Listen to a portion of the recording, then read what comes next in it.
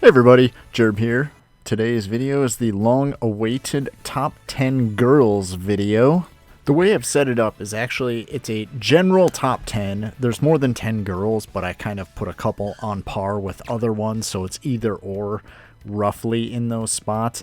And when I say general top 10, I mean that because obviously getting a wedding ring and the type of fangirl you have can drastically alter how the game plays for you. So this is basic general good girls overall, not including fangirls or wedding rings. With that being said, I mean, a lot of these girls could be shuffled around, but the top 5 I think are pretty solid, and the bottom are easier to shuffle around. And like I said, a ring can drastically alter. Like I've got one set at 8 that she could easily be a top 5 with a wedding ring and a good fangirl. Well, time to get to it. Number 10 is Yili. She was an absolute menace when she first came out because her shot through the heart attack can disable you from attacking for 3 seconds and leave you dead in the water. And then on top of it, the be quiet skill was pretty constant AoE, which could leave you pretty well dead in your tracks. Like just disable you and murder you while you're just sitting there. It was a nuisance well before fangirls came on the scene. Still pretty useful. Now on to number 9. Number 9 is going to be Scarlet. I put her here because she's got a really good simple defense down attack boost with the venomous dart skill, and then her bloody rolls gives you invisibility, which is really nice. I know it doesn't always work, but it's also the SP recovery, so you can fire off skills more. Very handy to have in multiple modes. So if you can hit with the Bloody Rose skill, then hit all 3 venomous darts in a row, and then Bloody Rose again, she gets the triple attack buff from the venomous darts, and actually she's just lethal as hell at that. All around decent. Now moving on to 8B would be Linlin. She's got a cool gimmick where she levels up after so many arcane blasts and gets boosted damage and goes from penetration to pierce, which is absolutely amazing. The pierce actually goes through walls, which is very nice. Another thing is her defenses are pretty flimsy at first, even with the 50% boost after hitting the arcane blessing. But this is the girl I was talking about that actually jumps up into the top 5 if you get her married, because she becomes an absolute monster of destruction after the wedding stat bumps. Not only does she receive a healthy dose of HP, defense, and attack, her arcane blast goes from needing 5 shots to only 2 to receive arcane blessings boosts. And she's actually one of my favorites personally to play as. Sadly, the downside is before getting married, she's kind of squishy, even though she's more of a close-up melee fighter until she gets the arcane blessing. But like I said, once she gets married, her value skyrockets. And just fun overall to play as. Anyways, 8A would be Miro. I'm not sure if I'm saying that correctly. Her Splendid Colors ball actually ricochets up to 7 times and can blind them a little bit, gives them SP reduction and lowers their attack. It's pretty useful. And then her Vibrant Colors thing is like a steady stream hose that can keep enemies kind of pinned down with a shield on top of it. I only put her this low because her hose skill, if it hits even a tad of a corner, it cuts off and you lose all that ability from hitting all the enemies. But she's still pretty awesome overall. And again, marriage boosts her value a lot. Then 7B is Diana. Her anchor shot penetrates all enemies in a straight path and stuns them all for a couple seconds. Then on top of that, you can use her broadside cannon to debuff enemies, and it causes them to do friendly fire. It's pretty hilarious and very useful. And then if you recall, at the beginning I said there's a general list. It's because the next few girls, including Diana, actually don't gain as much value as the couple previous to this one through marriage. That's why I put them where they're at on this list. So here we'll just move on to 7A, which I have Angel. Very useful with her This Always Works skill. Shoots out the paintball that does a mass splatter damage of poison effect. Very, very useful. And then the good Go Big or Go Home does bonus damage to all the enemies that are hit by the paintball. It's a great twofer combo. Just all around super fun and useful to play as. She's simple and easy to play as. Hit him with a paintball, hit him with a laser. Super easy. She actually excels in this particular mode if you have other characters that can root your opponents in place, and then she can hit them all in one good grouping. Alright, let's move on to number 6. For this spot, I am going to put Sugumi. And I place her here specifically because she's got a super good... the guitar smash actually gives a wide arc that hits a ton of players in a wide berth, but it electrocutes them, gives them a little shock damage, and then her secondary, or her first skill, hey ho, let's get hyped, shoots out an orb that ricochets between them and does more damage to the ones already electrified. It's a pretty good twofer, kind of like Angel's, but I think hers is better because specifically Sugumi's hits multiplayers for both skills, especially the ricochet blob. Once again, super easy and super fun to play as. Alright, getting to the top 5. In slot 5B, I'm going to put Tiffany. Yet again, if she gets married, her value goes way up. Her target attack tags an enemy, and Pocho, her summon, actually will go and prioritize that character. And even the summon itself is pretty damn useful because it can run all over the map while you're busy doing other stuff. Hell, I'd even go as far to say as Tiffany is an upgraded version of Arise. And that's even before Tiffany is married. And I'm sure if you've played enough, you've seen that Tiffany's target shot has an absolutely insane range on it. She can hit you super far away with it. Pretty annoying, but I mean, very useful if you're playing as her. That range combined with the stun allows you to drop Pocho on the opponent's head, and then both of you can do a double team and slaughter the enemies. Pocho also serves as a nice distraction for auto-aimers.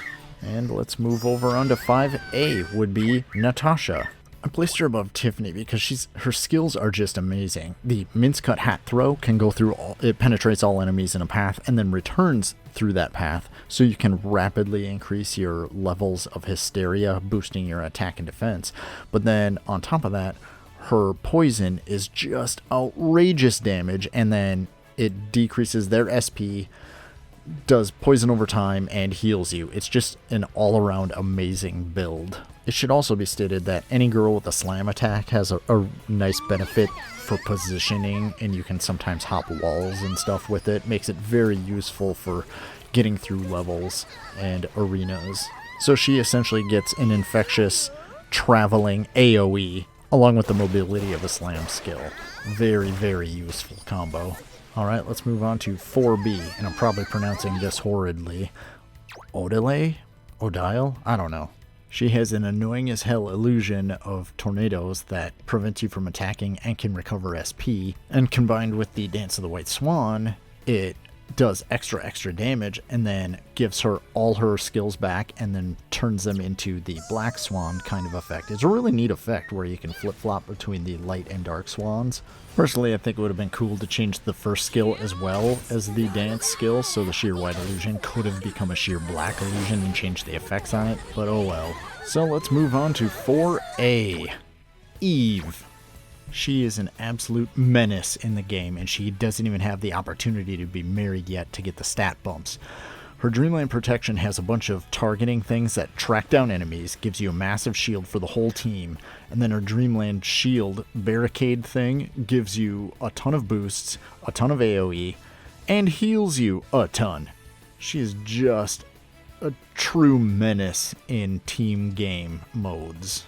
I personally believe they're delaying updates because the next marriage is going to be hers, I believe, and they got to figure out a way to do it where it's not going to completely bust the entire game, even more than they've already broken it with so many other skills.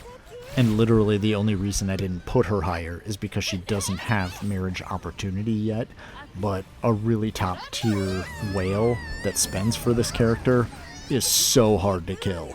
I'm seriously dreading when it happens to see how badly things are going to break for the game modes. Alright, let's move into the top 3. So in third place, I am going to be putting Icy.